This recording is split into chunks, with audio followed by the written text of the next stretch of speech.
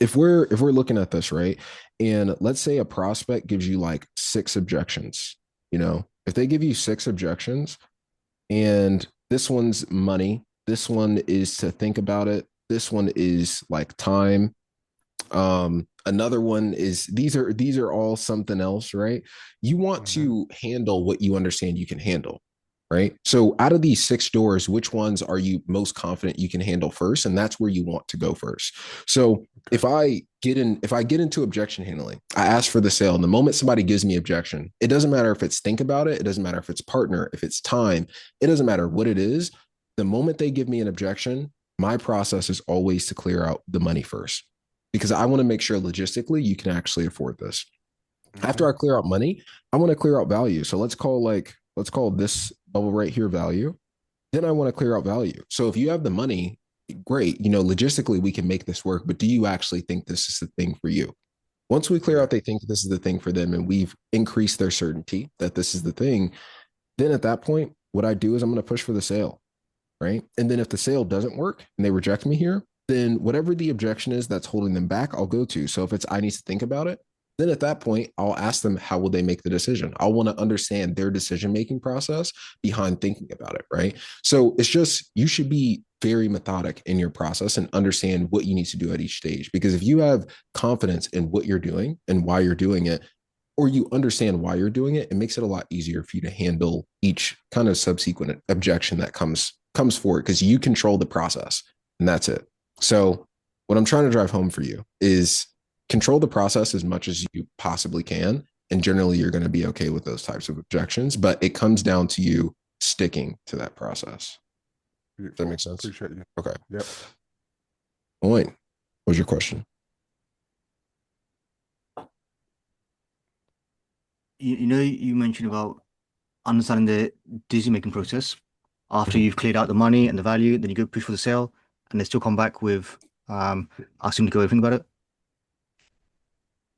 In most like training courses, we'll get taught with like asking them, okay, so when you do go think about it, what's actually coming up for you that makes you want to do that? So do you actually, instead of asking that, you just ask straight of like, when you go away think about it, like how would you actually make the decision? Do you ask about the decision Yeah. instead of like what is it you think about? Yeah. So when it comes to like think about it objections, the way that I handle it is I want to confront it directly. So a lot of people say, oh, what is it that you want to go away and think about? I think it's just a little bit aggressive. So I kind of want to reduce the actual aggression behind the entire thing. So my way of doing it is when someone says they need to think about it, usually it's because they need time to make the decision. But I'm not going to say, oh, it's generally when people say think about it, you need time to make the decision. It's more so like, what are the actual decision making parameters? Because I want to see what is the lens that they're viewing the decision through. Because if I can Mm. see that, then at that point, I'll know what's in the way and they'll directly tell me how they're planning on making the decision or what's concerning them. If it's like, oh, I just want to go do some more research. Okay. Then it's like, okay, tell me what's behind that. What's behind the research aspect? And then eventually we'll get to the real point. So Mm. it's like, that's just the way I like to handle it. You can confront it directly or you can do it my way. It just depends on what is most natural to you. And I would say that's what's most important. But yeah. For sure, appreciate it. But also, well, I guess I should add the reason I go down the decision making route is because it kind of leads into a trap for me where it's like, if you have the money, you believe in what we do, and you trust yourself to actually show up, what else needs to be considered for you to make a decision around this? Like there's not really any other factors. You have the money, you believe it's going to work, you trust yourself to show up. What else is kind of getting in the way of you, signing up or doing something like this? Or would kind of impede the decision? Then at that point, I'm pretty much set. And the logic, they can't get past that level of logic most of the time. For sure. So it's fine. Yeah. No, that makes sense. Real quick. So, if you are in high ticket sales and you are absolutely struggling with discovery, you don't know what to do during objections, or just your pitch is a little bit shaky overall, if you are having issues when it comes to taking money from your prospects, I want to help you.